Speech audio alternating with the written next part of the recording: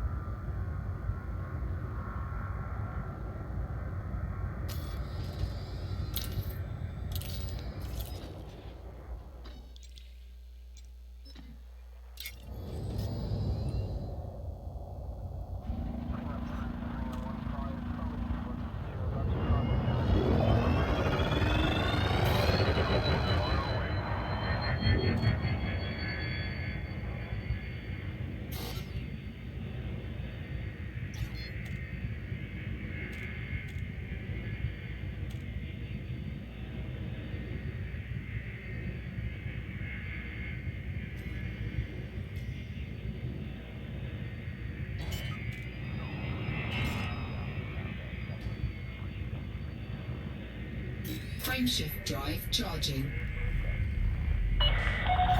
You have cleared the no-fire zone. Until next time, Commander.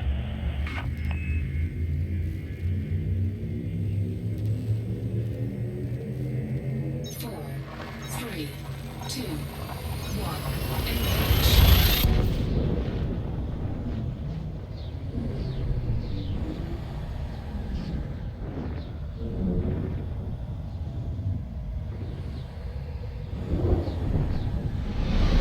Incoming mission critical message.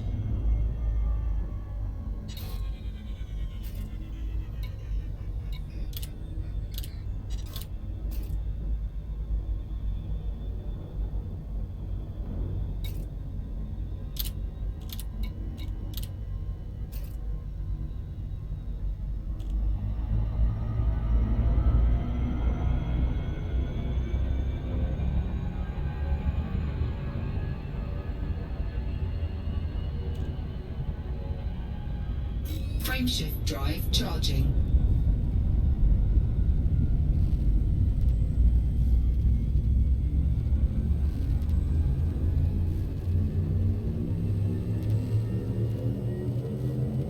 Four, three, two, one.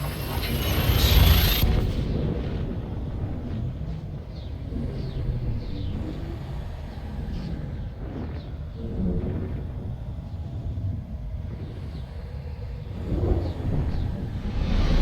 Incoming mission critical message.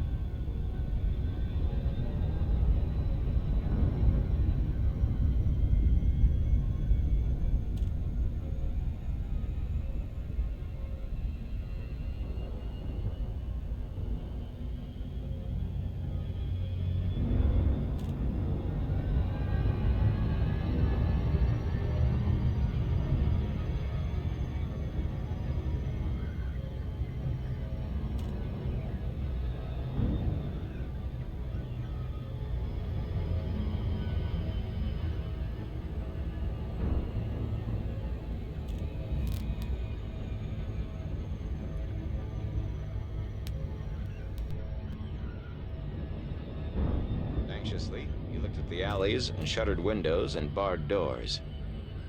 Where there were 2 Trollocs, there had to be more. I'm sorry you had to do it, Loyal. But it would have killed both of us, or worse. I know, but I cannot like it. Even a Trolloc. Pointing toward the setting sun, the Ogier seized Rand's arm. There's another of them.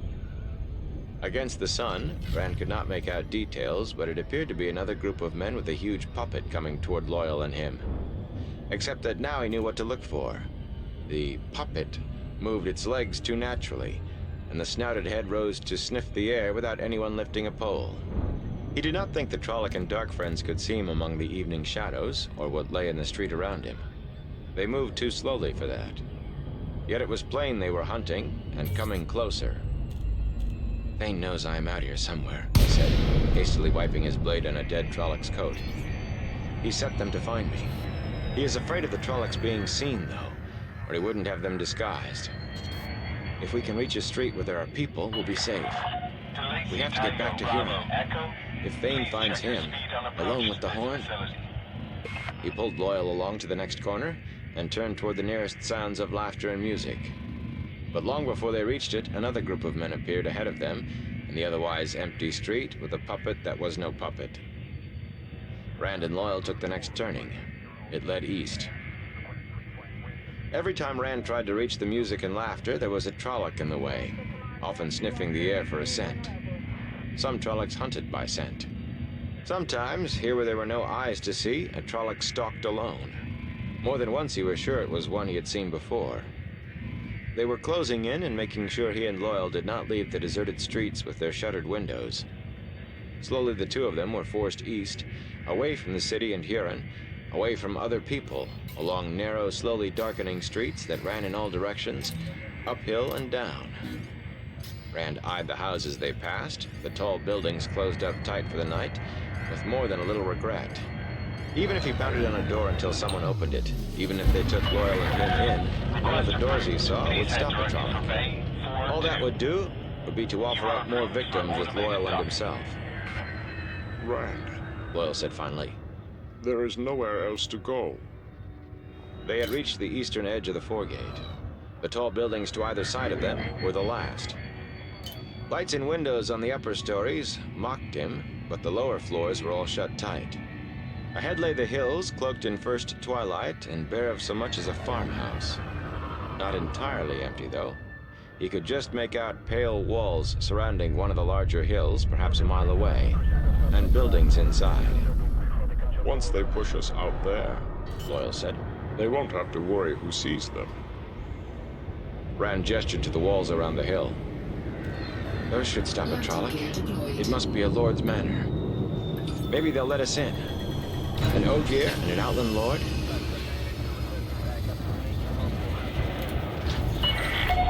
Docking complete. Perform landing checklist. It's good to have you with us, Commander.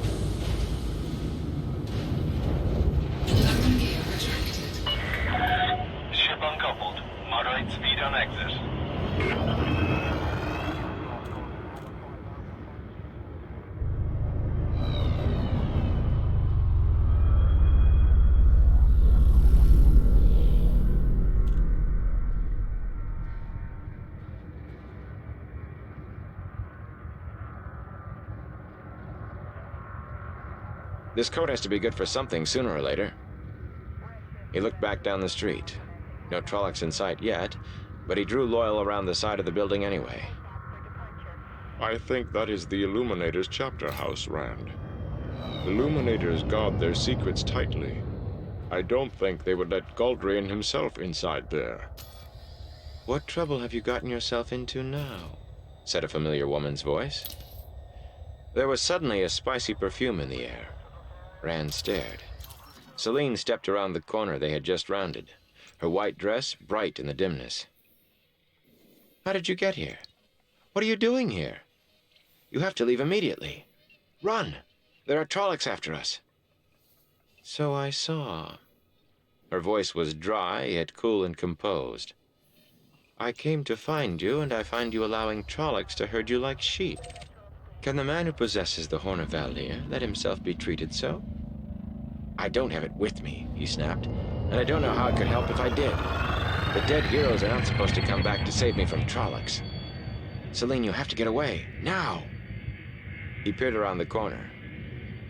Not more than 100 paces away, a Trolloc was sticking its horned head cautiously into the street, smelling the night.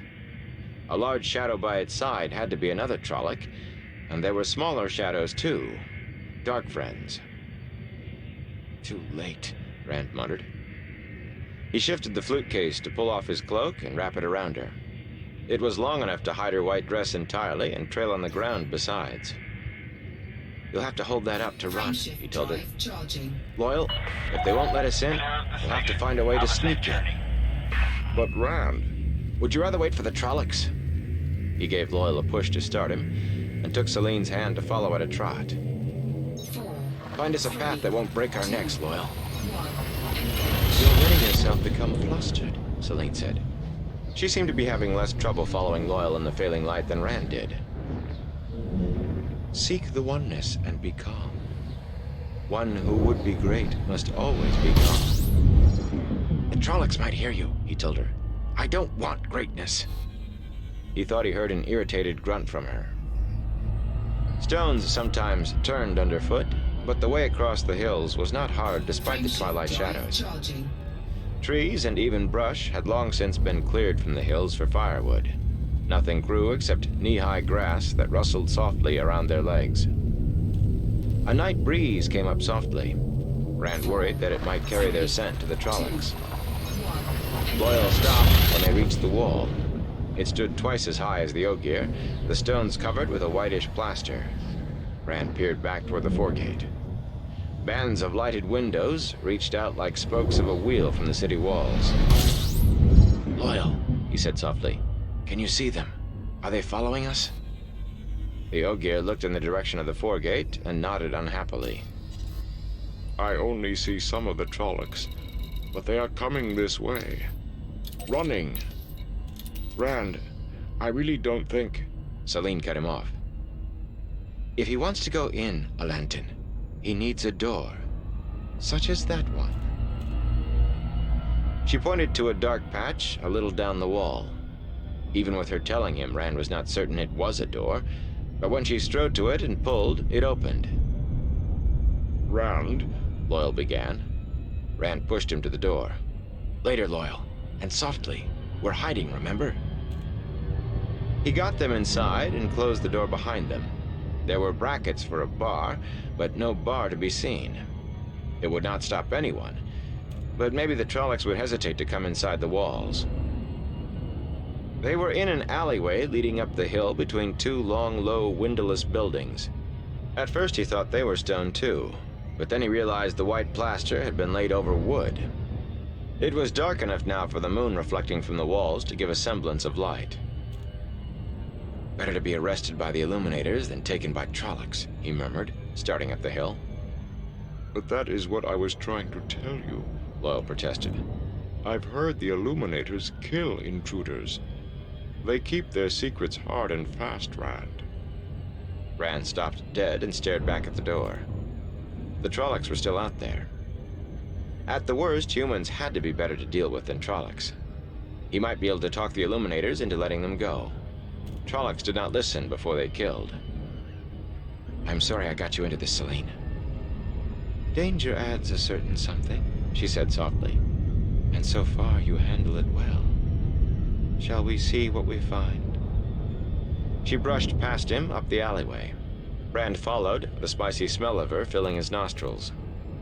Atop the hill, the alleyway opened onto a wide expanse of smoothly flattened clay, almost as pale as the plaster, and nearly surrounded by more white windowless buildings, with the shadows of narrow alleys between. But to Rand's right stood one building with windows, light falling onto the pale clay. He pulled back into the shadows of the alley as a man and a woman appeared, walking slowly across the open space. Their clothes were certainly not Kyrianan. The man wore breeches as baggy as his shirt sleeves, both in a soft yellow, with embroidery on the legs of his breeches and across the chest of his shirt. Independent Star System, Commander. The woman's dress, Requesting worked docking elaborately complete. across the breast, seemed pale green, and her hair was done in a multitude of short braids. All is in readiness, you say? The woman demanded. You are certain, Tammuz? All. The man spread his hands. Landing permitted. Cleared for Always landing should check on docking behind bay me, Alupra. 27. All. Automated docking approved. You may now handle the control.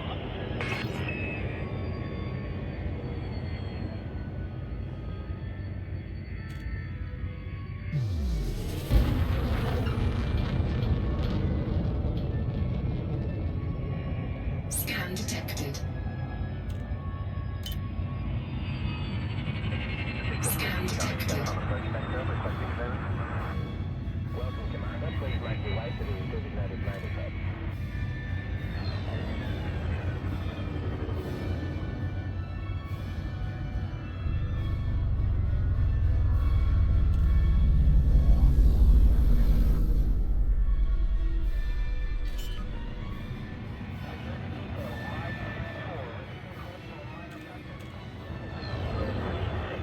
Landing gear deployed.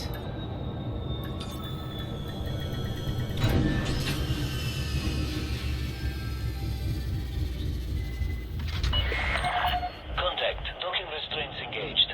Report to station services for more information, Commander.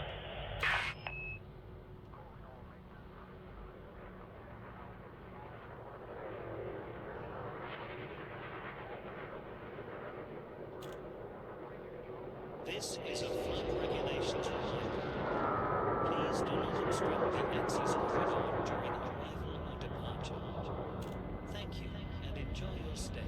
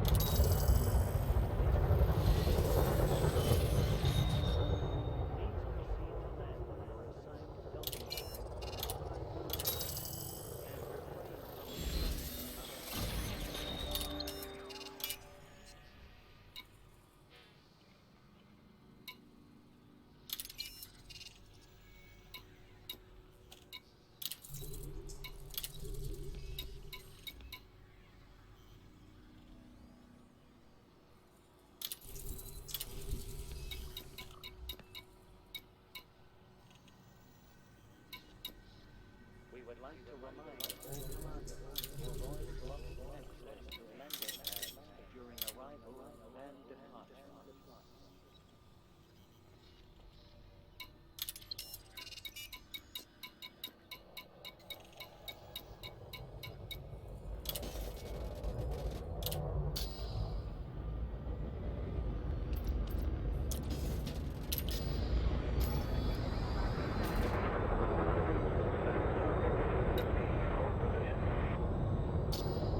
Access to docking bay facilities requires flight control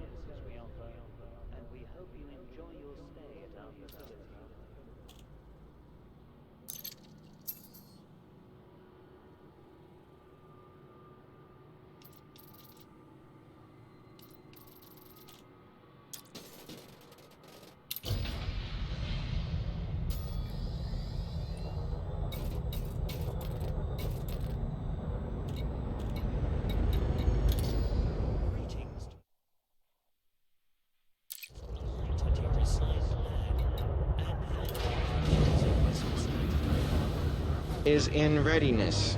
The display, it could be given this very moment. The gates and doors, they are all barred.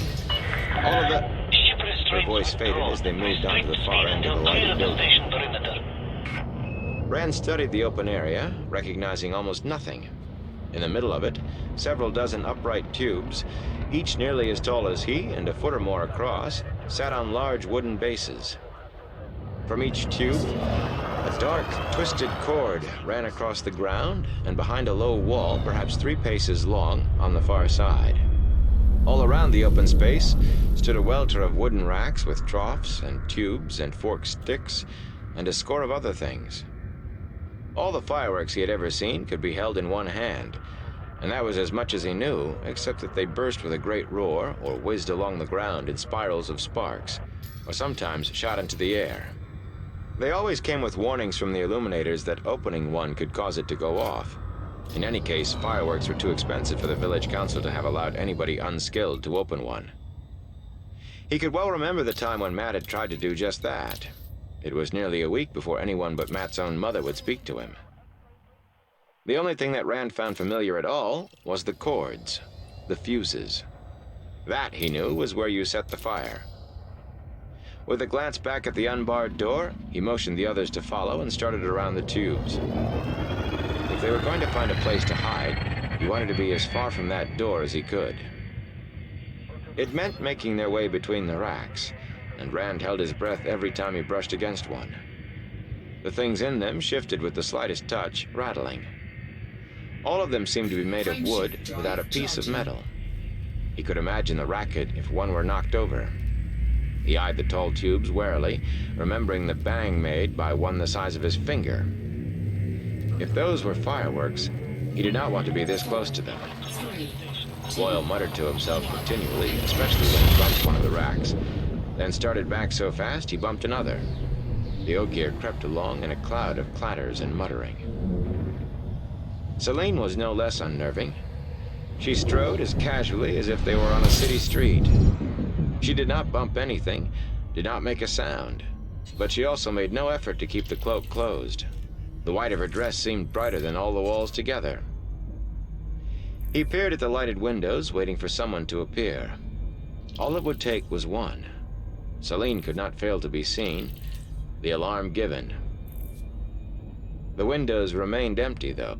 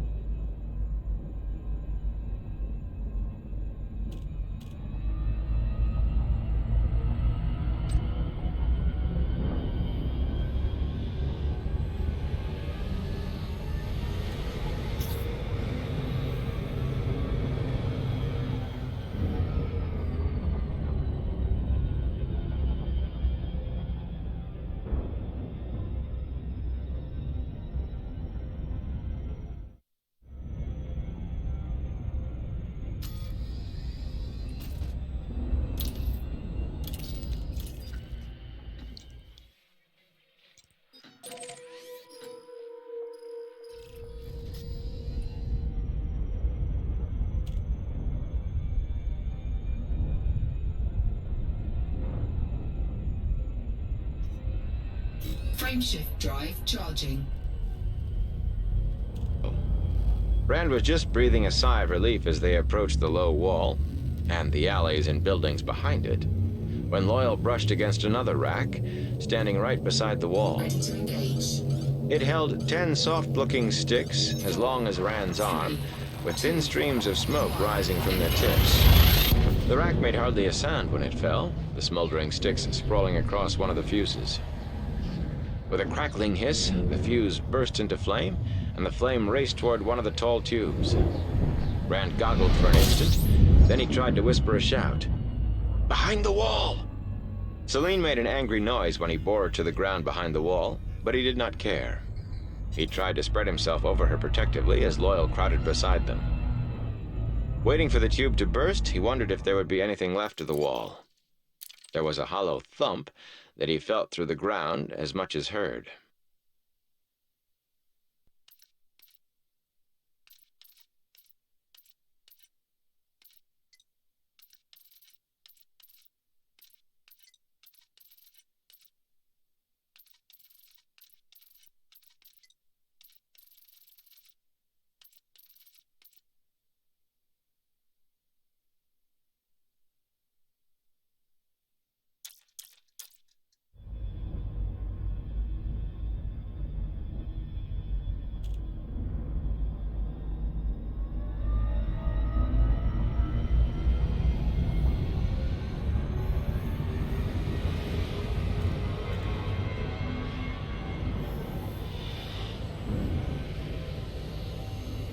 Frameshift drive charging.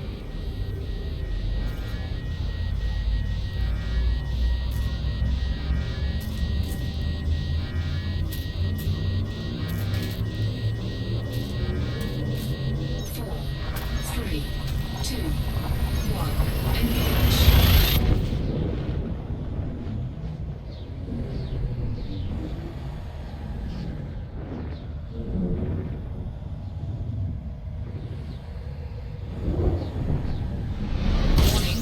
Taking heat damage.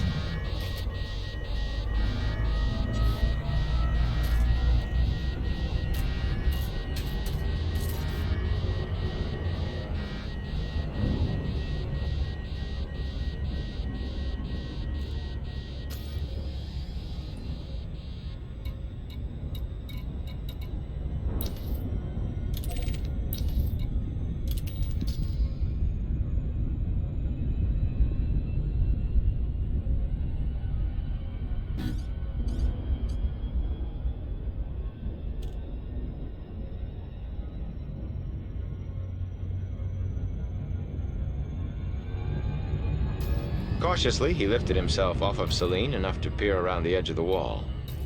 She fisted him in the ribs hard and wriggled out from under him with an oath in a language he did not recognize, but he was beyond noticing. A trickle of smoke was leaking from the top of one of the tubes. That was all. He shook his head wonderingly. If that's all there is to it. With a crash like thunder, a huge flower of red and white bloomed high in the now dark sky, then slowly began drifting away in sparkles. As he goggled at it, the lighted building erupted with noise. Shouting men and women filled the windows, staring and pointing. Rand longingly eyed the dark alleyway, only a dozen steps away, and the first step would be in full view of the people at the windows. Pounding feet poured from the building. He pressed Loyal and Celine back against the wall, hoping they looked like just another shadow. "Be still and be silent," he whispered. "It's our only hope." "Sometimes," Celine said quietly, "if you are very still, no one can see you at all." She did not sound the least bit worried. Boots thumped back and forth on the other side of the wall, and voices were raised in anger, especially the one Rand recognized as Aludra. "You great buffoon, Tammuz! You great pig, you! Your mother, she was a goat, Tammuz. One day you will kill us all." "I am not to blame for this, Aludra," the man protested. "I have been sure to put everything where it belonged, and the punks, they were..." "You will not speak to me, Tammuz. A great pig does not deserve to speak like a human." Aludra's voice changed in answer to another man's question. "There is no time to prepare another. Galdrian, he must be satisfied with the rest for tonight. And one early. And you, Tammuz, you will set everything right, and tomorrow you will leave with the carts to buy the manure. Does anything else go wrong this night? I will not trust you again, even with so much as the manure." Footsteps faded back toward the building to the accompaniment of Aludra's muttering. Tammuz remained, growling under his breath about the unfairness of it all. Rand stopped breathing as the man came over to right the toppled stand. Pressed back in the shadows against the wall, he could see Tamuse's back and shoulder. All the man had to do was turn his head, and he could not miss seeing Rand and the others. Still complaining to himself, Tamuse arranged the smoldering sticks in the stand, then stalked off toward the building where everyone else had gone. Letting his breath go, Rand took a quick look after the man, then pulled back into the shadows. A few people still stood at the windows. "We can't expect any more luck tonight," he whispered. "It is said great men make their own luck," Celine said softly. "Will you stop that?" he told her wearily. He wished the smell of her did not fill his head so. It made it hard to think clearly. He could remember the feel of her body when he pushed her down. Softness and firmness in a disturbing blend. And that did not help either. Rand, Loyal was peering around the end of the wall, away from the lighted building. I think we need some more luck, Rand. Rand shifted to look over the Ogier's shoulder. Beyond open space, in the alleyway that led to the barless door, 3 Trollocs were peering cautiously out of the shadows toward the lighted windows. One woman was standing at a window. She did not seem to see the Trollocs. "Silence," Celine said quietly. "It becomes a trap. These people may kill you Docking if they successful. take you. Commence The power Trollocs, down. sure." Station services are at your disposal.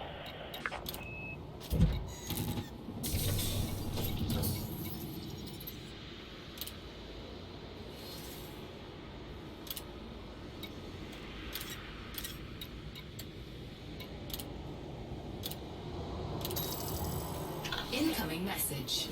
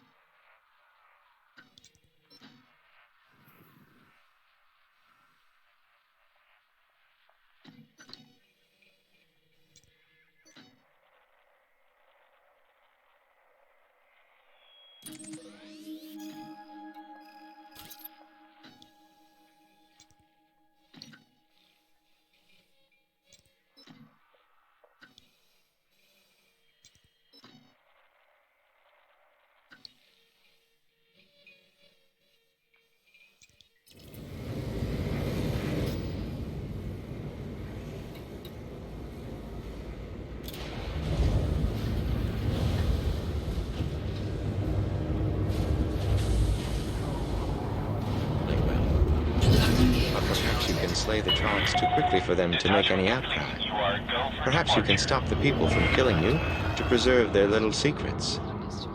You may not want greatness, but it will take a great man to do these things. You don't have to sound happy about it, Rand said. He tried to stop thinking about how she smelled, how she felt, and the void almost surrounded him. He shook it away. The Trollocs did not seem to have located them yet. He settled back, staring at the nearest dark alleyway. Once they made a move toward it, the Trollocs would surely see, and so would the woman at the window. It would be a race as to whether Trollocs or Illuminators reached them first. Your greatness will make me happy. Despite the words, Selene sounded angry. Perhaps I should leave you to find your own way for a time. If you'll not take greatness when it is in your grasp, perhaps you deserve to die. Rand refused to look at her. Loyal, can you see if there's another door down that alley? The Ogier shook his head. There is too much light here and too much dark there. If I were in the alley, yes. Rand fingered the hilt of his sword. Take Selene. As soon as you see a door, if you do, call out, and I'll follow. If there isn't a door at the end, you will have to lift her so she can reach the top of the wall and climb over. All right, Rand. Loyal sounded worried. Charging. But when we move, those Trollocs will come after us no matter who is watching. Even if there is a door, they will be on our heels. You let me worry about the Trollocs.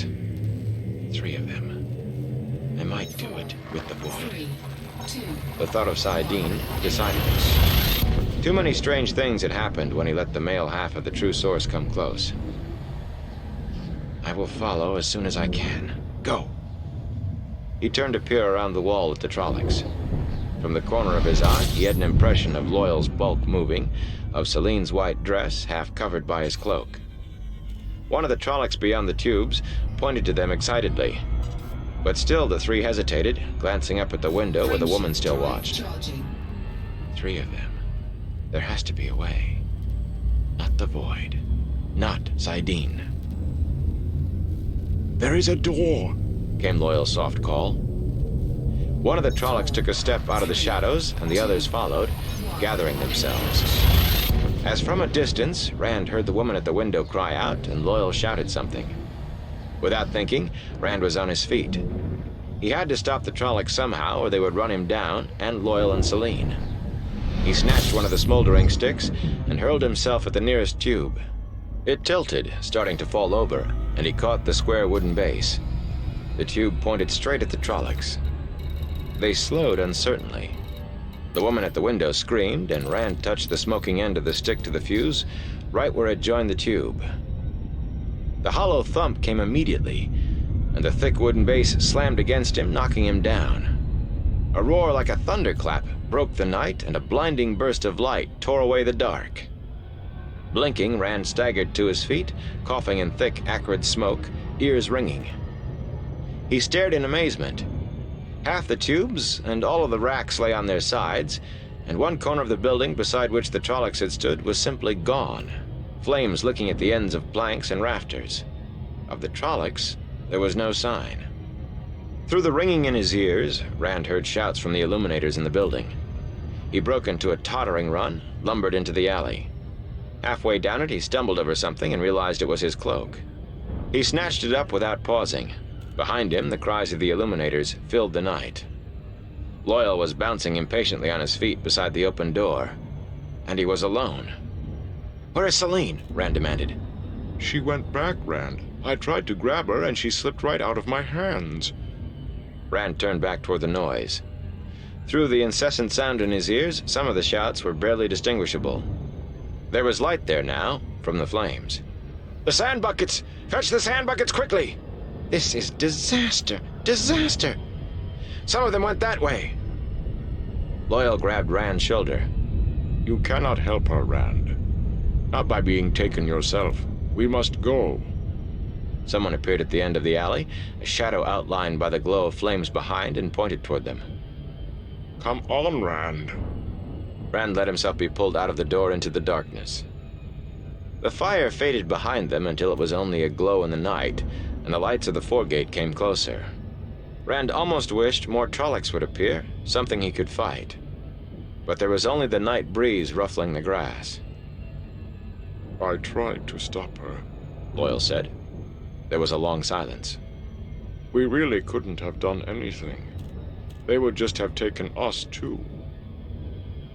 Rand sighed. I know, Loyal. You did what you could. He walked backwards a few steps, staring at the glow. It seemed less.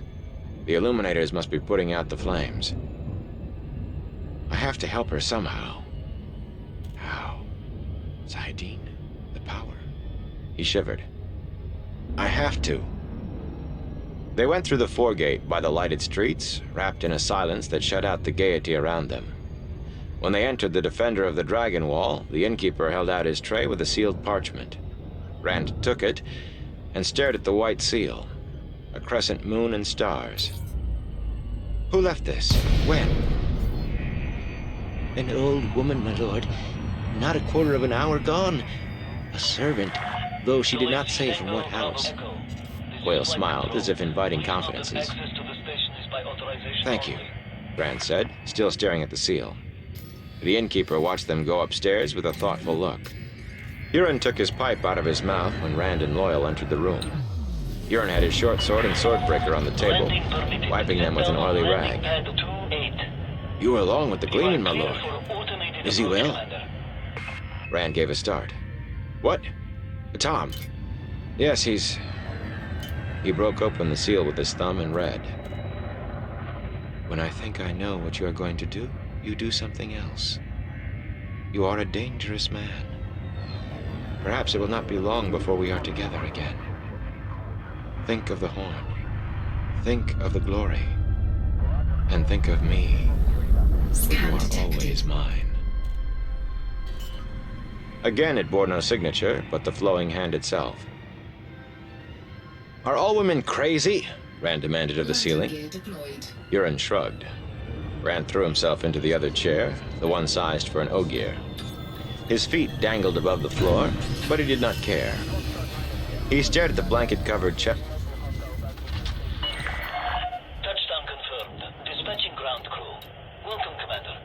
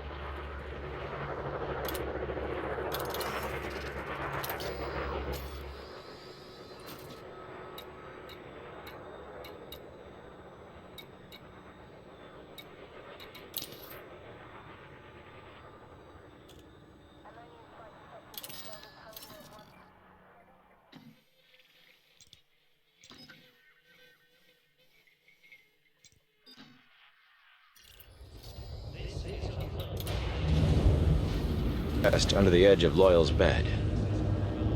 Think of the glory. I wish Ingtar would come. Gear retracted. Chapter 28. Confirmed.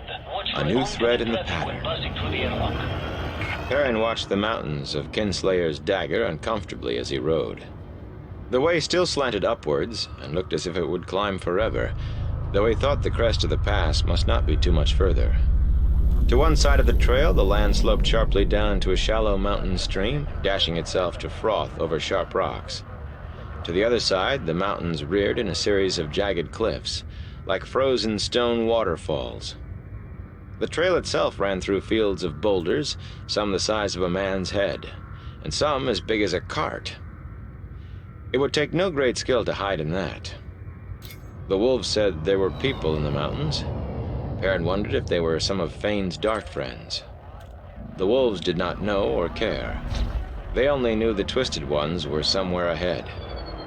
Still far ahead, though Ingtar had pressed the column hard. Perrin noticed that Una was watching the mountains around them much the way he himself was. Matt, his bow slung across his back, rode with seeming unconcern, juggling 3 colored balls, yet he looked paler than he had. Perrin examined him 2 and 3 times a day now, frowning. And Perrin was sure she had even tried healing at least once, but it made no difference Perrin could see. In any case, she seemed to be more absorbed in something about which she did not speak. Rand, Perrin thought, looking at the Aes Sedai's back. She always rode at the head of the column with Ingtar, and she always wanted them to move even faster than the Shienaran Lord would allow. Somehow she knows about Rand. Images from the wolves flickered in his head. Stone farmhouses and terraced villages, all beyond the mountain peaks. The wolves saw them no differently than they saw hills or meadows, except with a feeling that they were spoiled land. For a moment, he found himself sharing that regret, remembering places that Two Legs had long since abandoned, remembering the swift rush through the trees, and the hamstringing snap of his jaws as the deer tried to flee, and with an effort, he pushed the wolves out of his head. These Aes Sedai are going to destroy all of us. Ingtar let his horse fall back beside Perrin's. Sometimes, to Perrin's eyes, the crescent crest on the Shienaran's helmet looked like a Trollocs' horns. Ingtar said softly, "Tell me again what the wolf said." "I've told you 10 times," Perrin muttered. "Tell me again. Anything I may have missed, anything that will help me find the horn." Ingtar drew a breath and let it out slowly. "I must find the Horn of Valir, Perrin. Tell me again." There was no need for Perrin to order it in his mind, not after so many repetitions. He droned it out. "Someone or something attacked the Dark Friends in the night and killed those Trollocs we found." His stomach no longer lurched at that. Ravens and vultures were messy feeders. The wolves call him, or it, Shadow Killer.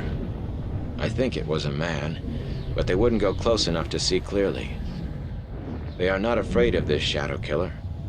Awe is more like it. They say the Trollocs now follow Shadow Killer, and they say Fane is with them. Even after so long, the remembered smell of Fane, the feel of the man, made his mouth twist. So the rest of the Dark Friends must be too. Shadow Killer, Ingtar.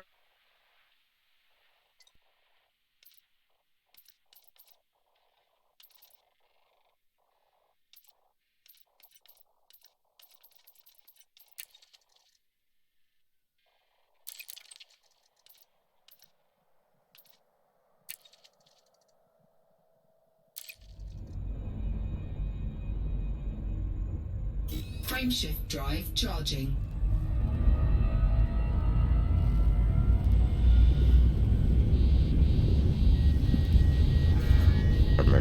Something of the Dark One. Like a Murdral? I have seen things in the Blight that might be called Shadow Killers, but did they see nothing else? They would not come close to him. It was not a Fade. I've told you, they will kill a Fade quicker than they will a Trolloc, even if they lose half the pack. Ingtar, the wolves who saw it, passed this to others, then still others before it reached me. I can only tell you what they passed on. And after so many tellings... Complete. He let the words die as Uno joined them. "A human in the rocks," the one-eyed man said quietly. "This far from the waste," Ingtar said incredulously. Uno somehow managed to look offended without changing his expression, and Ingtar added, "No, I don't doubt you. I am just surprised." "He flaming wanted me to see him, or I likely wouldn't have." Uno sounded disgusted at admitting it. "And his bloody face wasn't veiled, so he's not out for killing. But when you see one bloody Yael, there's always more you don't." Suddenly his eye widened. "Burn me if it doesn't look like he bloody wants more than to be seen." He pointed. A man had stepped into the way ahead of them. Instantly, Massima's lance dropped to a couch, and he dug his heels into his horse, leaping to a dead gallop in 3 strides. He was not the only one. 4 steel points hurtled toward the man on the ground. "Hold!" Ingtar shouted. "Hold, I said! I'll have the ears of any man who doesn't stop where he stands!" Drive charging. Massima pulled in his horse viciously, sawing the reins. The others also stopped in a cloud of dust not 10 paces from the man, their lances still held steady on the man's chest. He raised a hand to wave away the dust as it drifted toward him. It was the first move he had made. He was a tall man, with skin dark from the sun and red hair cut short except for a tail in the back that hung to his shoulders. From his soft, laced knee-high boots to the cloth wrapped loosely around his neck, his clothes were all in shades of brown and gray that would blend into rock or earth. The end of a short-horn bow peeked over his shoulder, and a quiver bristled with arrows at his belt at one side. A long knife hung at the other. In his left hand, he gripped a round hide buckler and 3 short spears, no more than half as long as he was tall, with points fully as long as those of the Shinaran lances. "I have no pipers to play the tune," the man announced with a smile. "But if you wish the dance..." He did not change his stance, but Perrin caught a sudden air of readiness. "My name is Urien, of the 2 Spires, Sept of the Rain Aiel. I am a Red Shield. Remember me." Ingtar dismounted and walked forward, removing his helmet. Perrin hesitated only a moment before climbing down to join him. He could not miss the chance to see an Aiel close up. Acting like a black-veiled Aiel. In story after story, Aiel were as deadly and dangerous as Trollocs. Some even said they were all dark friends. But Urien's smile somehow did not look dangerous despite the fact that he seemed poised to leap. His eyes were blue. "He looks like Rand." Perrin looked around to see that Matt had joined them too. "Maybe Ingtar's right," Matt added quietly. "Maybe Rand is an Aiel." Perrin nodded. "But it doesn't change anything." "No, it doesn't." Matt sounded as if he were talking about something beside what Perrin meant. "We are both far from our homes," Ingtar said to the Aiel. "And we, at least, have come for other things than fighting." Perrin revised his opinion of Urien's smile. The man actually looked disappointed. "As you wish it, Shinaran." Urien turned to Varen, just getting down off her horse, and made an odd bow, digging the points of his spears into the ground and extending his right hand, palm up. His voice became respectful. "Wise one, my water is yours." Varen handed her reins to one of the soldiers. She studied the Aiel as she came closer. "Why do you call me that? Do you take me for an Aiel?" "No, wise one. But you have the look of those who have made the journey to Rhydian and survived. The years do not touch the wise ones in the same way as other women, or as they touch men."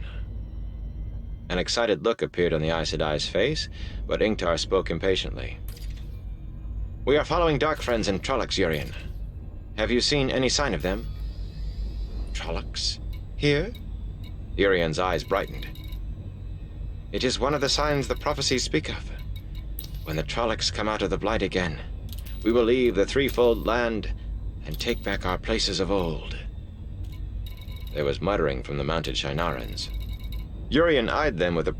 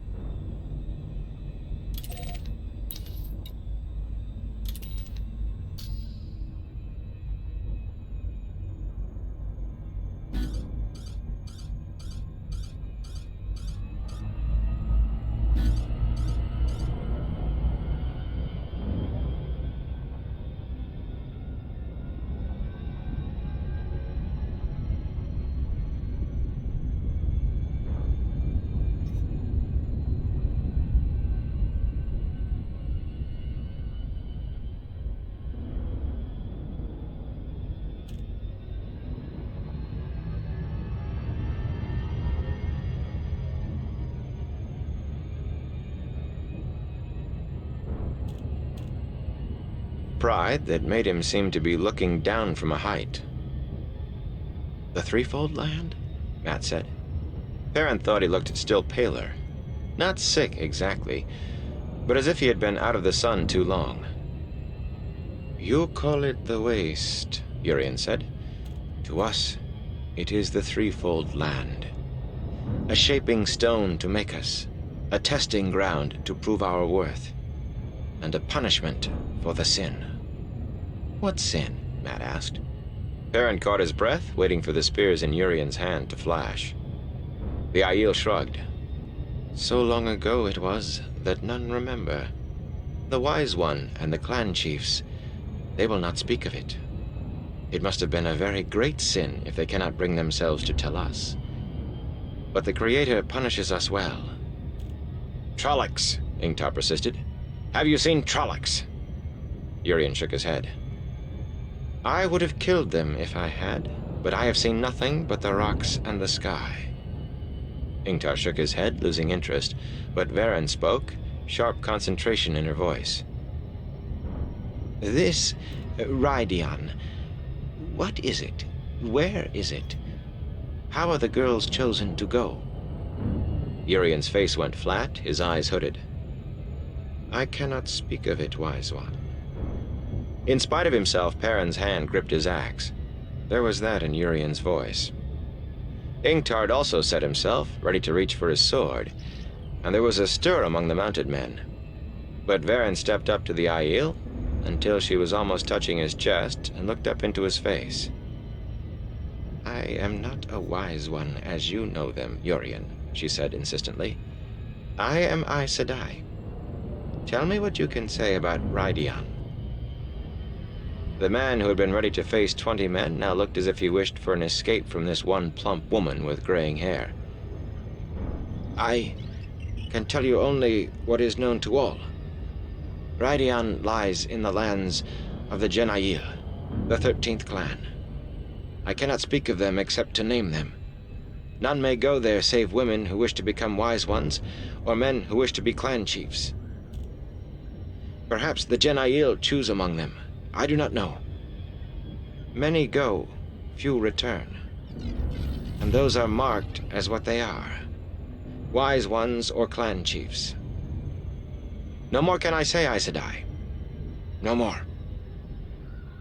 Varen continued to look up at him, pursing her lips. Urian looked at the sky as though he was trying to remember it. "Will you slay me now, Aes Sedai?" She blinked. "What? Will you slay me now? One of the old prophecies says that if ever we fail the Aes Sedai again, they will slay us. I know your power is greater than that of the Wise Ones." The Aiel laughed suddenly, mirthlessly. There was a wild light in his eyes. "Bring your lightnings, Aes Sedai. I will dance with them." The Aiel thought he was going to die, and he was not afraid. Perrin realized his mouth was open and closed it with a snap. "What I would not give," Varen muttered, gazing up at Urian, "to have you in the White Tower, or just willing to talk. Oh, be still, man, I won't harm you. Unless you mean to harm me with your talk of dancing." Urian seemed astounded. He looked at the Shienarans, sitting their horses all around, as if he suspected some trick. "You are not a maiden of the spear," he said slowly. "How could I strike at a woman who has not wedded the spear? It is forbidden except to save life, and then I would take wounds to avoid it." "Why are you here, so far from your own lands?" she asked. "Why did you come to us? You could have remained in the rocks, and we would never have known you were there."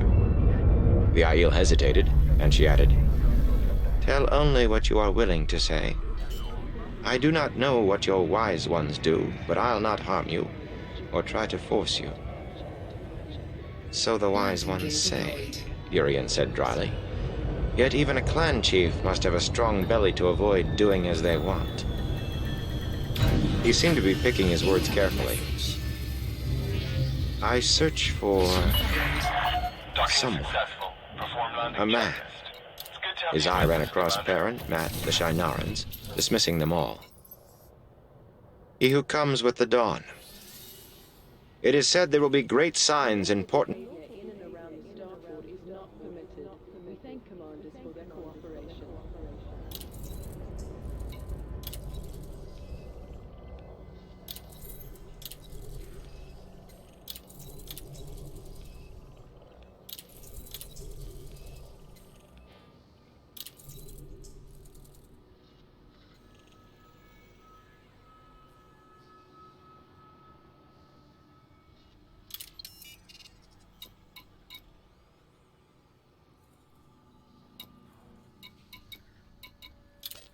Greetings to all visitors.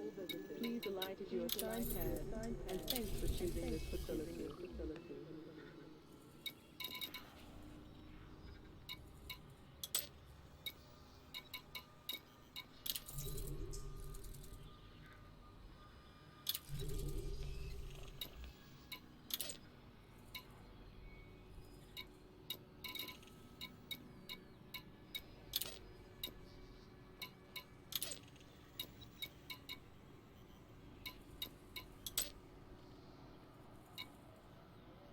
If you're unable to complete docking procedures within your time slot, you'll need to exit the bay and resubmit a docking request.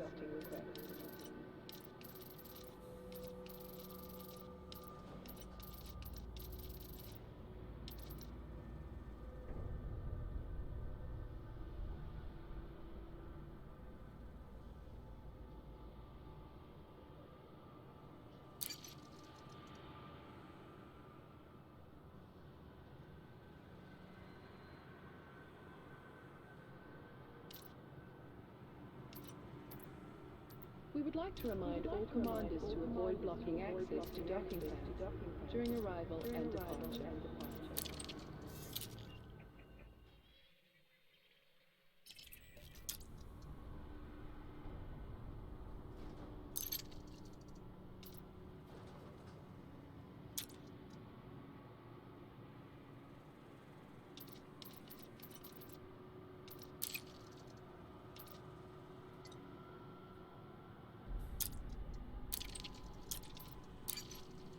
Unlawful behavior in and around the starport is not permitted. We thank commanders for their cooperation.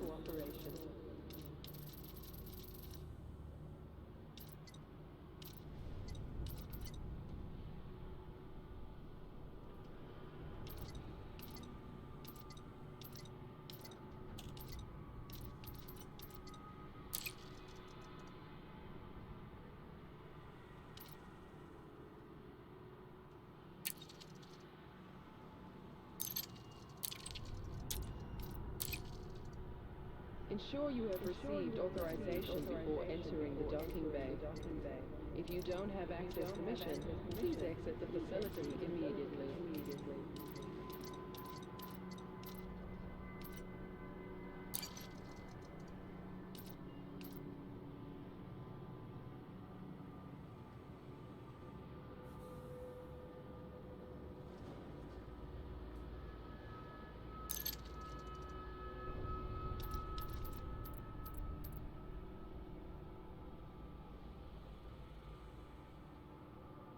Ensure you have received authorization before entering the docking bay.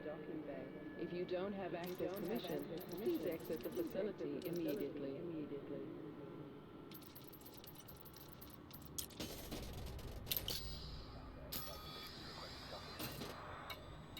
Welcome, Commander. Please make your way to the designated landing pad.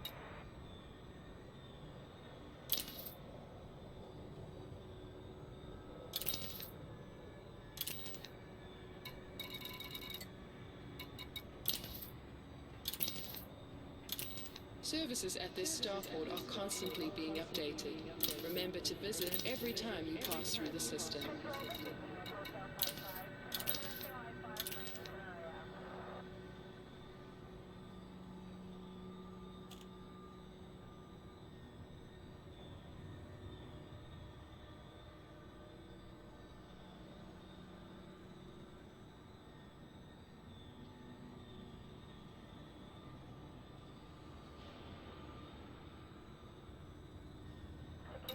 Services at this starport are constantly being updated. Remember to visit every time you pass through the system.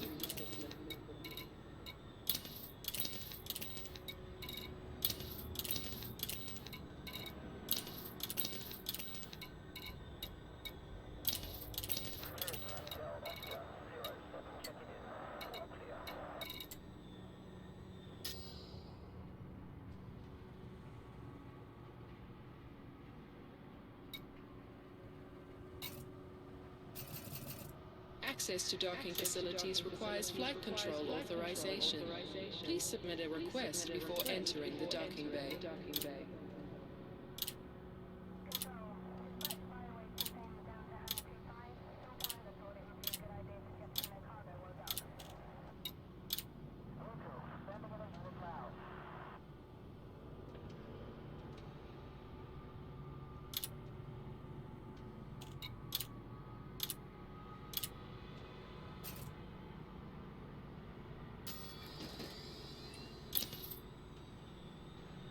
We will be forced to respond to aggressive actions. For peace of mind.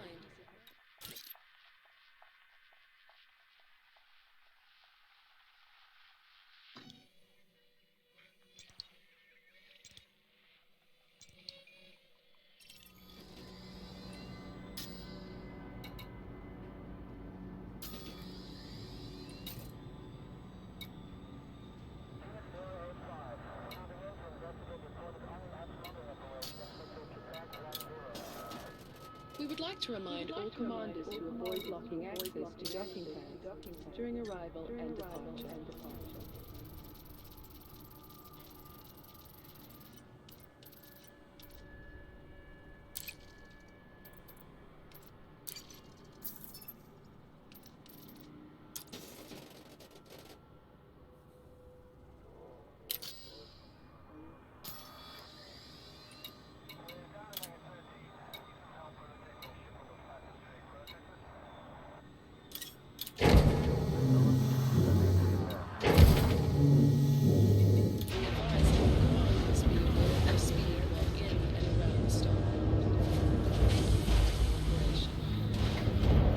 Landing gear retracted. Detachment complete. Exit the station quickly and safely.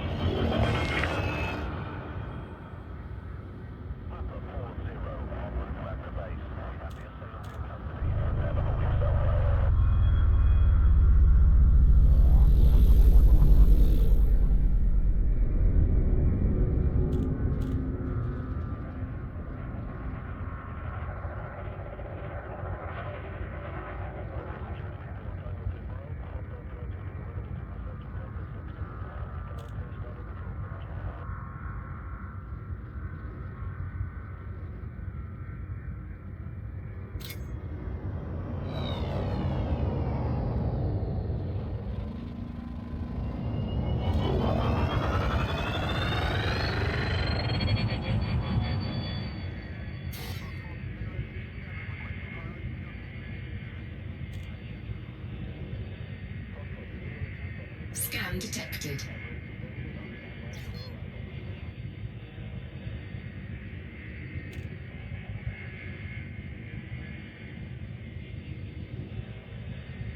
Frameshift drive charging. You are clear of station restrictions. This is traffic operations, signing off. 4, 3, 2, 1. Engage.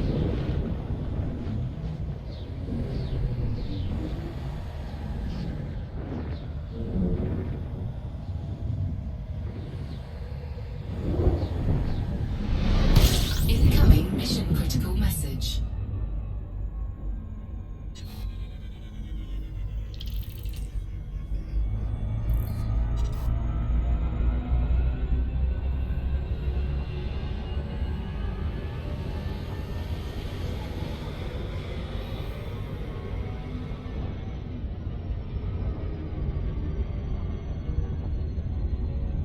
Frameshift drive charging.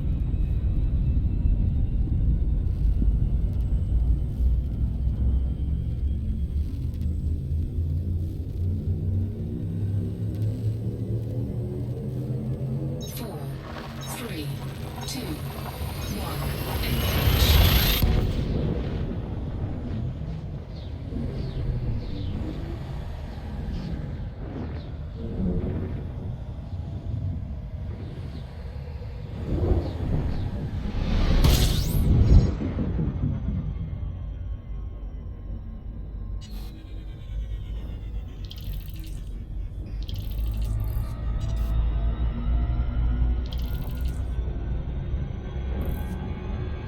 Frameshift drive charging.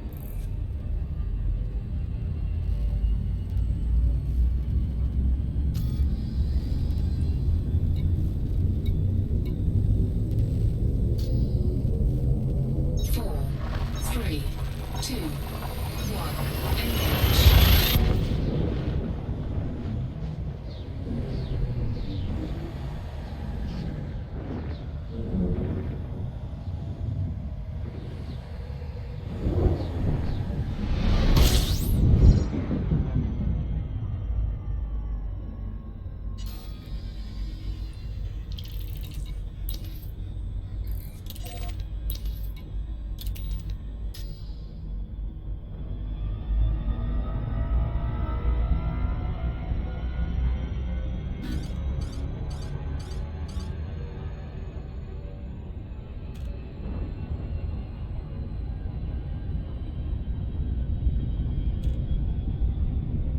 appearance of his coming.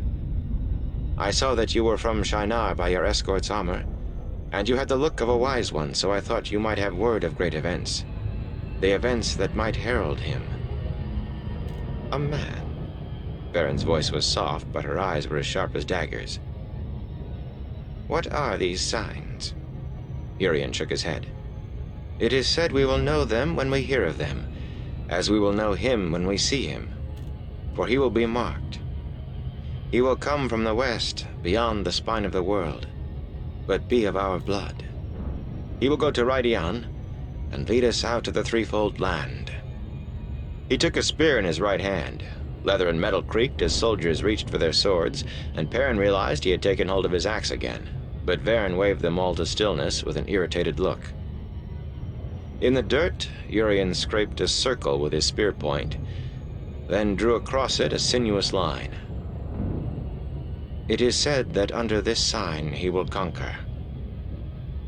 Ingtar frowned at the symbol.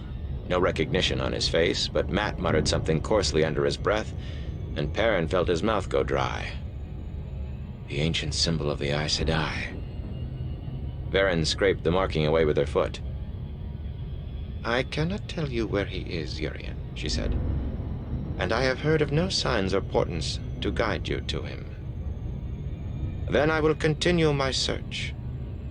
It was not a question, yet Urian waited until she nodded before he eyed the Shinarans proudly, challengingly, then turned his back on them. He walked away smoothly and vanished into the rocks without looking back. Some of the soldiers began muttering. Una said something about crazy bloody Aiel, and Massima growled that they should have left the Aiel for the Ravens.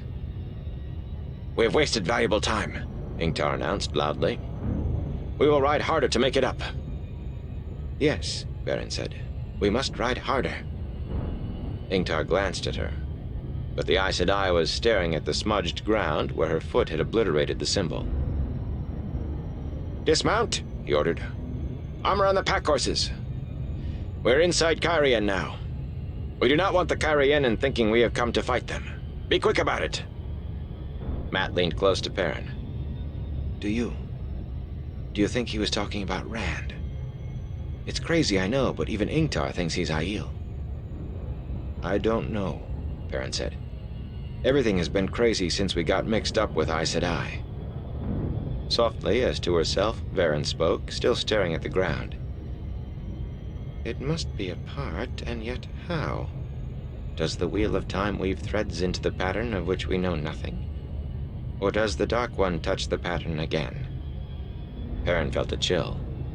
Varen looked up at the soldiers removing their armor. Hurry! She commanded, with more snap than Ingtar and Uno combined. We must hurry! Chapter 29. Seanchan. Jeff from Bornhold ignored the smell of burning houses and the bodies that lay sprawled on the dirt of the street. Bayar and a white-cloaked guard of 100 rode into the village at his heels, half the men he had with him. His legion was too scattered for his liking, with questioners having too many of the commands. But his orders had been explicit. Obey the questioners. There had been but slight resistance here. Only half a dozen dwellings gave off columns of smoke. The inn was still standing, he saw, white-plastered stone like almost every structure on Almouth Plain. Reining up before the inn, his eyes went past the prisoners his soldiers held near the village well to the long gibbet marring the village green. It was hastily made, only a long pole on uprights, but it held 30 bodies, their clothes ruffled by the breeze. There were small bodies hanging among their elders. Even Bayar stared at that in disbelief. Muad! He roared. A grizzled man trotted away from those holding the prisoners. Muad had fallen into the hands of dark friends once. His scarred face took even the strongest aback. Is this your work, Muad, or the Seanchan? Neither, my lord captain. Muad's voice was a hoarse, whispered growl, another leaving of the dark friends. He said no more. Bornhold frowned. Surely that lot did not do it, he said, gesturing to the prisoners. The children did not look so neat as when he had brought them across the Taraban, but they seemed ready to parade compared with the rabble that crouched under their watchful eyes. Men in rags and bits of armor with sullen faces. Remnants of the army Taraban had sent against the invaders on Toman Head. Muad hesitated, then said carefully, "The villagers say they wore Tarabaner cloaks, my lord captain. There was a big man among them, with gray eyes and a long mustache. That sounds twin to Child Irwin. And a young lad trying to hide a pretty face behind a yellow beard who fought with his left hand. Sounds almost like Child Juan, my lord captain." Questioners, Bornhold spat. Irwin and Juan were among those he had had to hand over to the Questioner's command. He had seen Questioner tactics before, but this was the first time he had ever been faced with children's bodies. "If my lord captain says so," Muad made it sound like fervent agreement. "Cut them down," Bornhold said wearily. "Cut them down and make sure the villagers know there will be no more killing. Unless some fool decides to be brave because his woman is watching and I have to make an example." He dismounted, eyeing the prisoners again, as Muad hurried off, calling for ladders and knives. He had more to think about than Questioner's overzealousness. He wished he could stop thinking about Questioners altogether. "They do not put up much fight, my lord captain," Bayer said. "Either these Tarabaners or what is left of the Domani. They snap like cornered rats, but run as soon as anything snaps back. Let us see how we do against the invaders, Bayer, before we look down on these men, yes?" The prisoners' faces bore a defeated look that had been there before his men came. "Have Muad pick one out for me." Muad's face was enough to soften most men's resolve by itself. "An officer, preferably. One who looks intelligent enough to tell what he has seen without embroidery, but young enough not to have yet grown a full backbone. Tell Muad to be not too gentle about it, yes? Make the fellow believe that I mean to see worse happen to him than he ever dreamed of, unless he convinces me otherwise." He tossed his reins to one of the children and strode into the inn. The innkeeper was there, for a wonder, an obsequious, sweating man, his dirty shirt straining over his belly until the embroidered red scroll work seemed ready to pop off. Bornhold waved the man away. He was vaguely aware of a woman and some children huddling in a doorway until the fat innkeeper shepherded them out. Bornhold pulled off his gauntlets and sat at one of the tables. He knew too little about the invaders, the strangers. That was what almost everyone called them, those who did not just babble about Arthur Hawkwing. He knew they called themselves the Seanchan and Hyena. He had enough of the old tongue to know the latter meant those who come before, or the forerunners. They also called themselves Ryagel, those who come home, and spoke of Karina, the return. It was almost enough to make him believe the tales of Arthur Hawkwing's armies come back. No one knew where the Seanchan had come from, other than that they had landed in ships. Bornhold's requests for information from the sea folk had been met with silence. Amador did not hold the Atha'an Mier in good favor, and the attitude was returned with interest. All he knew of the Seanchan he had heard from men like those outside. Broken, beaten rabble who spoke wide-eyed and sweating, of men who came into battle riding monsters as often as horses, who fought with monsters by their sides and brought Aes Sedai to rend the earth under their enemies' feet. A sound of boots in the doorway made him put on a wolfish grin, but Bayer was not accompanied by Muad. The Child of the Light who stood beside him, back-braced and helmet in the crook of his arm, was Gerald, who Bornhold expected to be 100 miles away. Over his armor, the young man wore a cloak of Domani cut, trimmed with blue, not the white cloak of the children. "Muad is talking to a young fellow now, my lord captain," Bayer said. "Child Gerald has just ridden in with a message." Bornhold waved for Gerald to begin. The young man did not unbend. The compliment.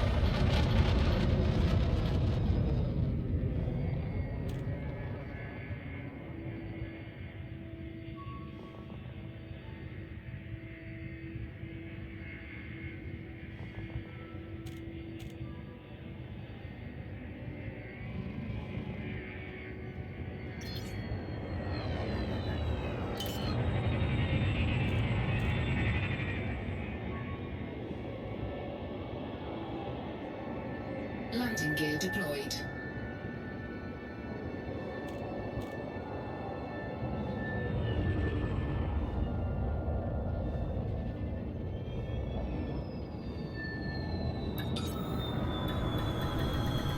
Docking successful. Engines disengaged.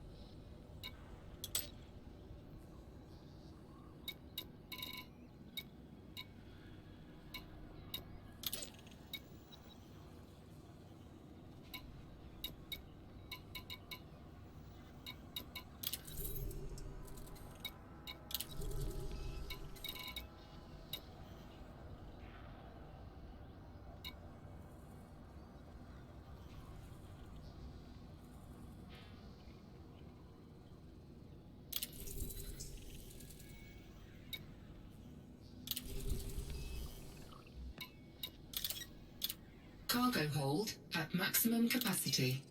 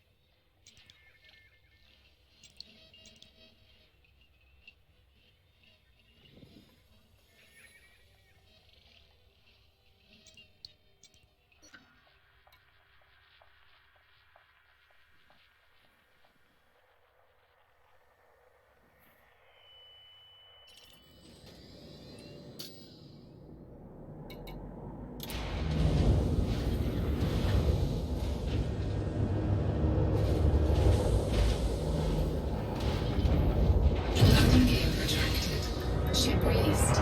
Engines engaged.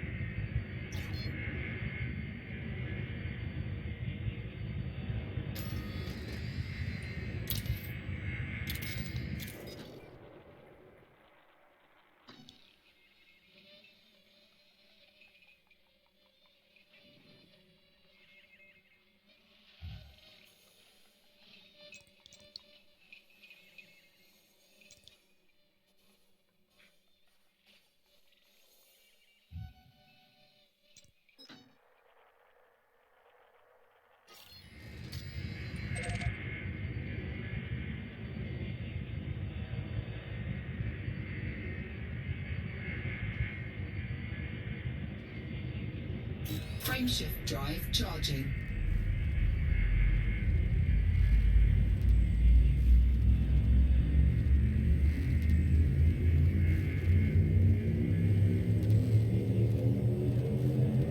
Four, three, two, one, engage.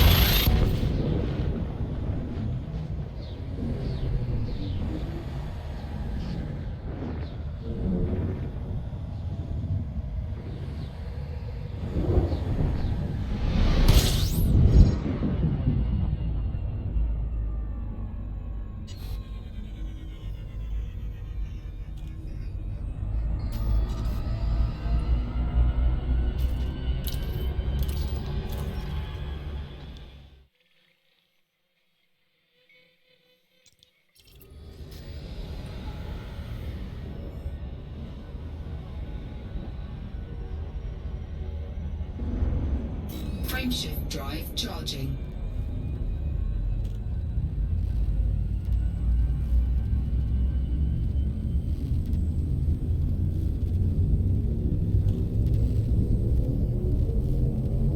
Ready to engage. 4, 3, 2, 1, engage. Months of Jakim Karadin, he started, looking straight ahead. Who guides the hand of the light in...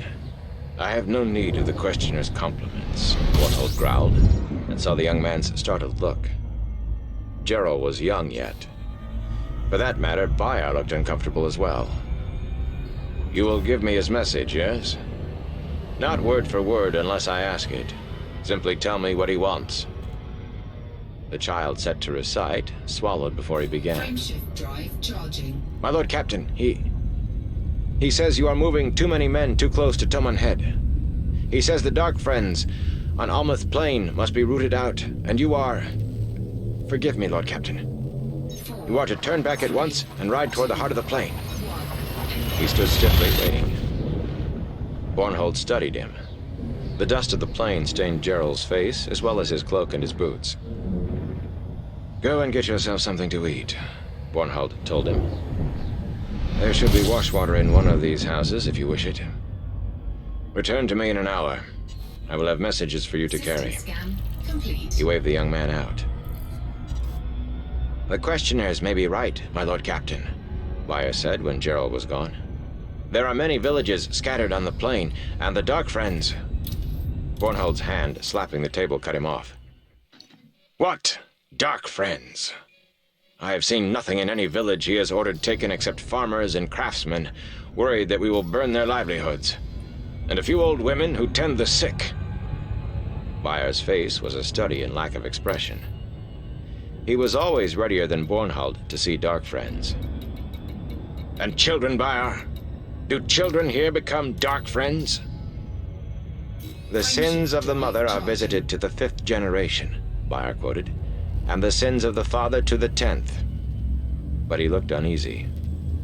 Even Bayar had never killed a child. Has it never occurred to you, Bayar, to wonder why Karadin has taken away our banners and the cloaks of the men the questioners lead? Even the questioners themselves have put off the white. This suggests something, yes? He must have his reasons, Lord Captain, Bayar said slowly. The questioners always have reasons, even when they do not tell the rest of us. Bornhold reminded himself that Bayar was a good soldier.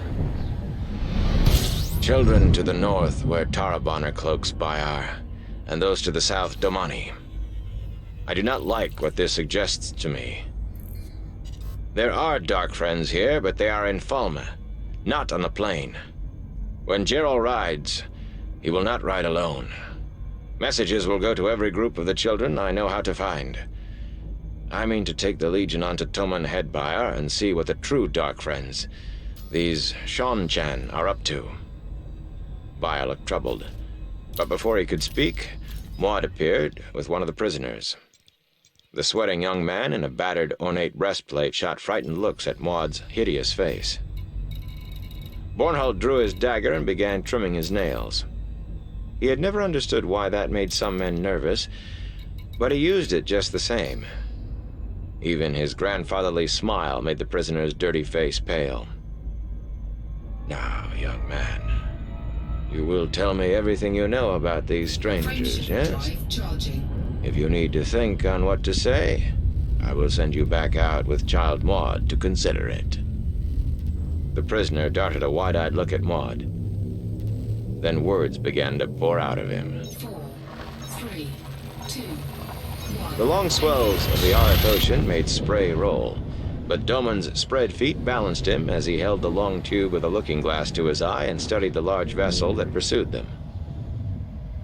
Pursued and was slowly overtaking. The wind where Spray ran was not the best or the strongest, but where the other ship smashed the swells into mountains of foam with its bluff bow, it could not have... But yeah, just looking at this arc, I think that the problem I have with it is the darkness of Lee's story specifically feels a little manufactured. He's in this bar, and there's a woman who's beating on another guy, and two guys who smack each other around, and his boss is this, diminished bastard, and he's in love with this woman who dances naked for money, and well, you know what this really feels like in this trade, and again, not knowing what goes on in the rest of the series, because we're looking at this as standalone, this really feels like Vertigo trying to do a Sin City. And in 99, Sin City is still a really big, popular thing going on with Dark Horse, and that's kind of what Sin this City felt was like never this. popular. No. Sin City was never popular. Oh, People tell thank you you it for is, that but it education. wasn't. It wasn't ever. It was just... So what's it's good like about it, Wizard Rodrigo? Knights. I think that it does a good job of generating a good mystery for you to want to solve. I think that, I don't know, I kind of went back and forth on the art. There are moments when the art seemed really good. There are moments when I think in clever ways it kind of looks like the artist was like, I don't actually feel like drawing this panel. right. And then did something clever to not have to draw the panel. But if I went back through and like flipped through the pages, and I was like, okay, well, there's a couple of things that kind of stood out to me. Went back through, looked at the pages, and it's not all over the place, and it's not every time. And I mean, in Dizzy's story, I actually don't remember if the other story is drawn by the same guy. I don't No, think it's a different guy. Yeah, it's a different person. But in Dizzy's story, I was like, yep, there's like, I would say between all three, there's probably a good 4 instances where I'm looking at it and I'm like, this probably didn't need to be in silhouette, or like, oh yeah. Like here's just like a panel with just Dizzy's eyes, and it's like, it's cool, and you can say, oh well, this is the only important thing, or it's like to show her determination or something, but also it kind of looks like the guy just didn't want to draw her face. I guess it kind of brings up or trying to bring into that noir feel. Yeah. So it's like, I can, again, it's like, to me it looked like somebody who was maybe on a deadline, like a really tight deadline, and had to take a couple of solid shortcuts to finish something. But other than that, I really like the art. What about you, Zach? All 5 issues were drawn by the same person, by the way. Were they? Okay. Yeah, Eduardo Riso. Good parts. Warning, taking heat damage. And besides the Module malfunction. kill to get revenge on whatever people screwed you, and you'll never know. And I think maybe that is a lot what I liked about these issues, and maybe that might be the only thing. Just because I like seeing how people will handle a situation that is completely morally skewed, but will satisfy them in some deeper way. Yeah. Even though that it's like that feeling of what would you do if you could, and I think people probably think about that a lot, about what would happen, what would you do if you were faced with the option of getting revenge on a person who hurt your life or hurt your family and everything. And I think it handles in these 5 issues that question in an interesting manner, in a way that feels real, because I can see Dizzy being the one who would extract her revenge on the people who actually did the shooting to kill her family, and then placing her family kind of on a higher plane to not extract the revenge that was really necessary for her brother. Yeah. But then I can sense that feeling of Lee, of he wanted his family back, but he was willing to do some really weird, dirty things to get it back, and then get to a point better than when he had his life destroyed and then still dying. So I think it handled that concept and idea really well. Okay. I enjoyed the story. I think the story is good. I think it's entertaining. I think it's engaging. I think that there are some datedness issues that still bother me. I agree with you a bit on the art, Rodrigo, although I think overall the art is really, really good. So yeah, for me, I'm going to continue to read this. I want to see what happens next in this story. You guys feel the same way? Matthew? Yeah. This is one of those series where, to be honest, if I wanted to read it all, I would have done it by now. it's something that's interesting to dip into at random, and just, kind of like a book of short stories. I'm just going to read something and boom, there it is. I find that much like Sin City, and the Sin City paradox, that comparison that you made is a very, especially in these eerie issues, a very, very apt one. It's not necessarily something that I had thought heavily about, but the same things that I dislike about Sin City that drive me away from that book are the problems that I have with 100 Bullets. Don't get me wrong, I like it. I like Azzarello's writing, but there's something about a story where, as wonderful as the writing is and as interesting as it is, where you just kind of hate everybody in it. Mm-hmm. There is not a character in 100 Bullets that I like. Dizzy is probably the closest, but even so, there is not a character in 100 Bullets that I actually have any real affection for. So there's only so much schadenfreude of, let's see how Lono gets horribly killed, that can make me pay $2.99 for 100 months. So yes, I do want to read more, but I don't necessarily feel the pressing need to rush right out in a buying frenzy. It's more of a, if it falls into my hands, I'll definitely read it.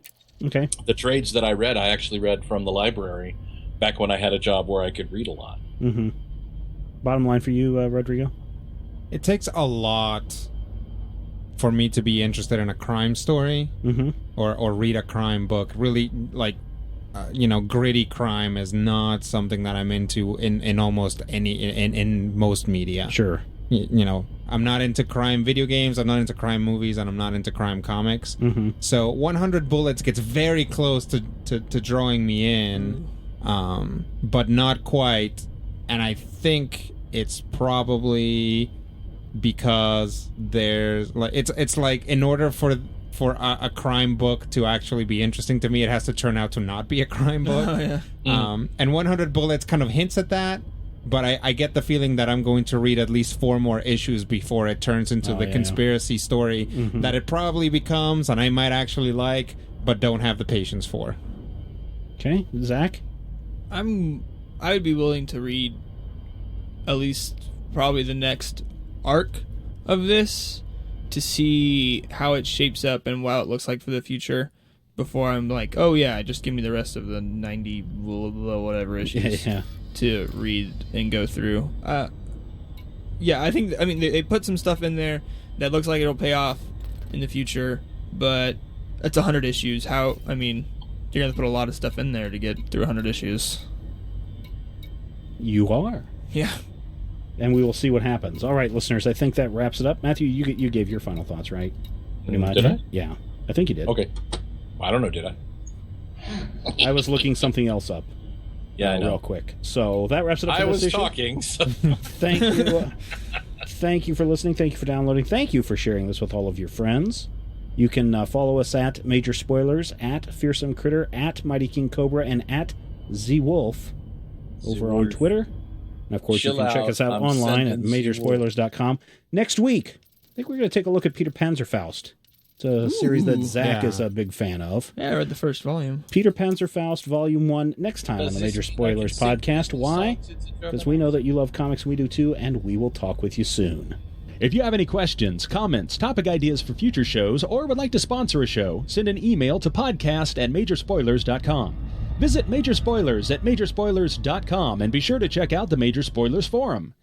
You can also follow Major Spoilers on Twitter at twitter.com/majorspoilers. Got this revision of a Superman. I could save a few bucks and stand around and read through the covers of the comics on the stand. But although every other page would be backwards, I suppose, I could still read the evens and the odds. Well, I don't know. Guess I haven't thought this all the way through. Plus, as soon as that comic book store guy knew, he kicked my butt out on the corner. Yeah, what a major spoiler. What a major spoiler. Oh wait, I think I found a better way. If I was hulking green or gray, I could just buzz through that brick wall, take their comic books away. But then the little Reeve would deal with all those tanks and bombs and guns. Have you ever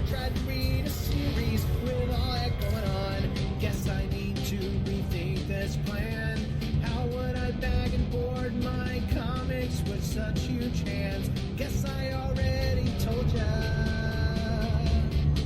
What a major spoiler. What a major spoiler. What a major spoiler. From a stark Raven Ridge like a man of iron, might not be surprised to find that I might actually have the heart cold to follow an entire storyline. What I really even need to keep up on all those escapades. I mean, who needs such distractions when your sister's such a babe? But the downside is such a beast. Being caught up in a fun being in the Middle East with a king-size Dunwich soldier. What a major spoiler. Main fuel tank drained. What a major spoiler. Yeah, yeah, yeah. What a major spoiler. Whoa, whoa. What a major spoiler.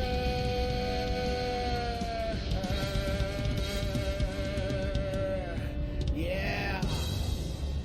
Major Spoilers is copyright 2013. Albert. Now, whatever his name is, he's got that giant padlock Yeah, thing on for his his crotch. underwear, Yeah. and he's always taking it off. And there's a bit where who is the character that ends up putting it on and jumps in the pool? The evil undead Nazi. Yeah. And they're like, oh, and he jumps in the pool and he's splashing around with Abe Sapien, and Hellboy and Liz Sherman are like, you think we should tell him that he's wearing the underwear? And they're like, let's wait another 5 minutes and then freak him out. And then they're like, I think it's time to disinfect the pool. I mean, I laughed at that. I was like, yeah, okay, I can see how cruel little kids can be and where the humor comes in that. But I can see your point where it Plus, doesn't it's have kind the of a creepiness. poop joke. Yeah. Instead of Poop jokes are funny. Okay, cool. All right, so that is out this week from Dark Horse. 2 Dark Horse and a Marvel. Zach, what about you? Hi! I'm not here today because I'm all sick. Because Zach got a stuffy nose. So Zach is just, he said he came home from work and he's all congested and he's hacking and coughing. If you follow him on Twitter, you know that just 2 days before he was in Denver going to a concert. He got caught in someone else's refreshments. Maybe. And it's making him cough, if you know what I mean. Yes. Well, I love the fact that he's like, yeah, I'm going with my girlfriend. You don't know her. She's from Actually, we Denver. do know her. She lives And here she in moved Hayes. away. Oh, yeah, you're going to back his story. You know what people do know? You always take his side. You know what people do know, Matthew? What's that? People know that if they're going to buy from Amazon.com, they go over to Majorspoilers.com and they click on that Amazon button. They can buy whatever they want. They can buy one of those horse head masks that everybody finds so highly I want a unicorn myself. Do they have those? Yeah, you get a What's unicorn the head deal mask. What's the deal with the horse head mask? Why is everybody like wearing them all the time? If you have to I blame ask, then Will Wheaton. like you don't get it. and Well, yeah, I stuff. know that Will Wheaton wears them all the time, but I blame Will Wheaton. But here's the thing about it. People are awful. And when they find something that is kind of, they're like, hey, let's all do this. And all people are like, yes, let's do this. It's called a meme. They will do it for a while. Yeah. But here soon, the horse masks will no longer be good, and everybody will be wearing, like, bare hands or, I don't know, Miley Cyrus bikinis. Oh. Well, Yeah. if you want to get a horse head, or as I'm looking here right now, you want to get yourself a 3 Wolf Moon t-shirt, you can do it now at Amazon.com. Click on the link, you buy but they it. don't come in 3XL. Well, are you sure? Let's Yes. look. Oh, I'm here not we saying go. I've Select looked for a size. 3 Wolf Moon shirt. No, they do. It goes all the way up to 5XL, Matthew. Oh. I hate you. So what did you say you needed? 3XL? They do have a 3XL. I hate you. And it is $20.95. I'm not speaking to Steve, and I'm So, not but if you would like to buy, we're shipping you a shirt, Matthew. Yes, I'm adding it to my cart now, and here's the best thing. I don't pay anything more, although if you do buy the triple XL or higher, the price You does do go pay up. more. The quad, was it the 5XL, the Quint XL, is $30 as opposed to the... That's not bad.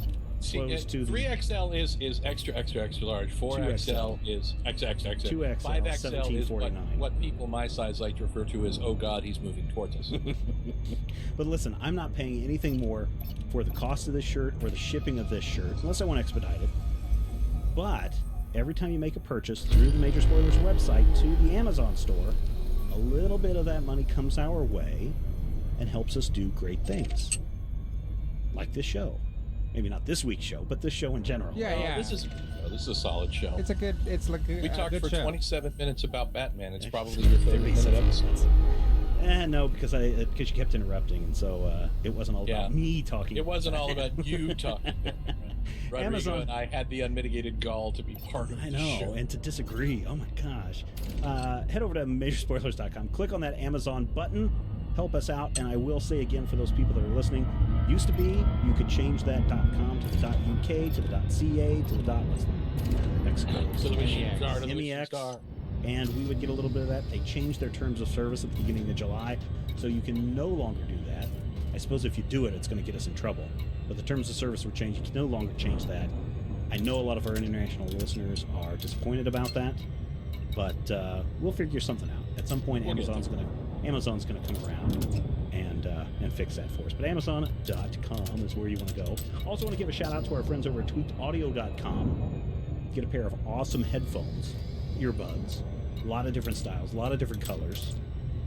Optional microphone if you're driving around. Had an interesting sales meeting, I guess, sales pitch to me today about something that was too expensive, and I ultimately had to say no, but just popped those earbuds into my iPhone and was walking down the street, got into my car, listening to this guy give his presentation.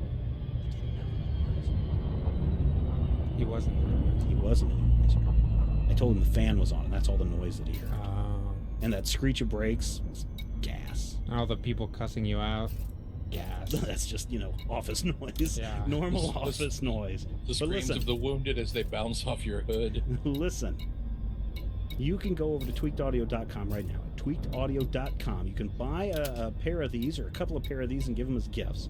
When you check out, use the code MAJOR and get 30% off your price over at tweakedaudio.com.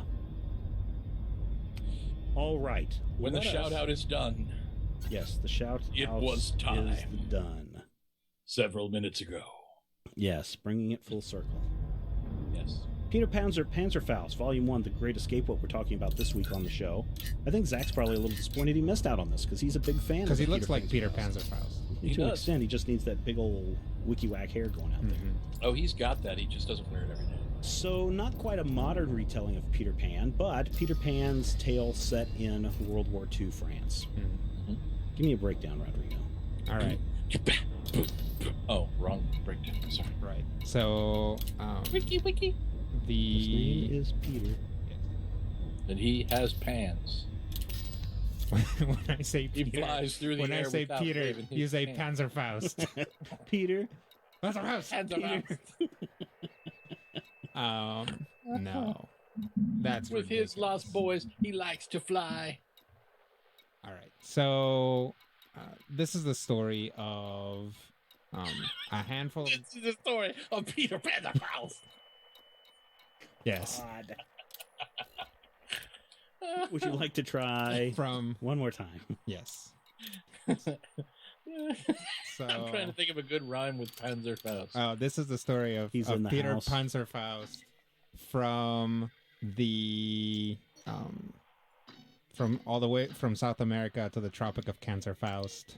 That's it. He wants How to, about he's tougher than Rambo when he got deloused. he No. wants to be your tiny dancer Faust.